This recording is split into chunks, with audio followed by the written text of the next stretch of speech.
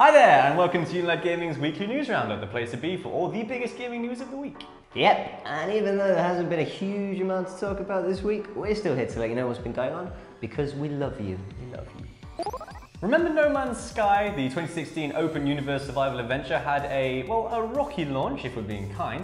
This was down to a number of reasons, including insanely high fan expectations and developer Hello Games doing absolutely nothing to measure those expectations. But we don't need to speak of such ugly times anymore. It's 2 years later and Hello Games have finally released No Man's Sky Next, a mega update for a game that adds in many features that were promised at launch. Most crucially, the ability to finally explore the game's massive procedurally generated universe with chums, provided you actually have friends, which I do not. Anyway, Hello Games have been toiling away on their game since launch, gradually adding in new features like base building and space freighters, but Next represents the biggest leap forward for the game since it released 2 years ago, and gamers have been flocking back as a result. Following the weekend of Next's release, No Man's Sky drew in nearly 100,000 players on Steam, and reviews on Valve's digital storefront for the game have risen from mostly negative to mixed. It might not sound like much of an achievement, but if you remember how angry people were at No Man's Sky when it launched back in 2016, this is actually a real step forward. Yeah, props to Hello Games for refusing to abandon the game and sticking with the small but dedicated player base they were left with. Hopefully they can continue to work on the game and draw even more players back to explore its mysterious worlds. Most importantly, so we can all laugh at aliens and planets that look like penises, in the way Hello Games intended.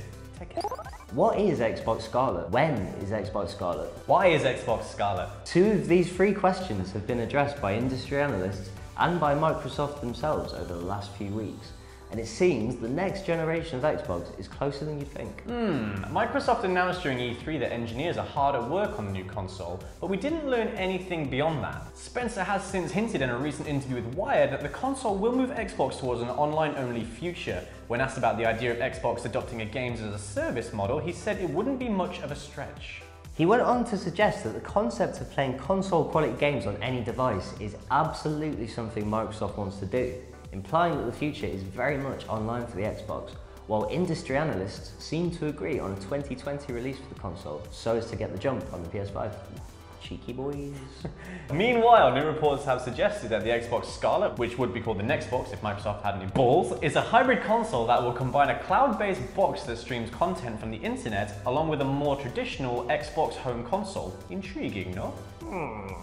It has to be stressed that these reports are currently unconfirmed, but with the Nintendo Switch proving a hybrid console can be a massive success, and taking on board Phil Spencer's comments to Wired, it certainly looks like the Nextbox, yes we are sticking with that, is going to be a very different kind of console. Probably. We are just guessing, to be honest.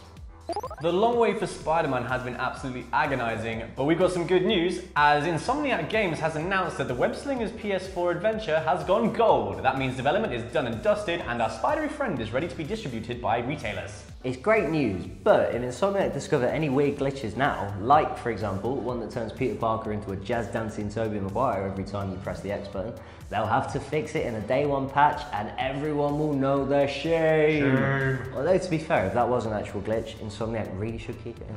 So what do we know about the Warcrawler's latest video game? It'll have all your favorite villains like Green Spiky Man, the Human Spark, and Michael Keaton. Those might not be their actual names, but it's close enough. You can get your sweaty little hands all over Spider-Man when it launches on September 7th. It's so close, I can taste the weather. Just be aware that it's a PS4 exclusive, so if you try and run it on your N64, everyone will laugh at you and you'll only have yourself to blame. Idiot!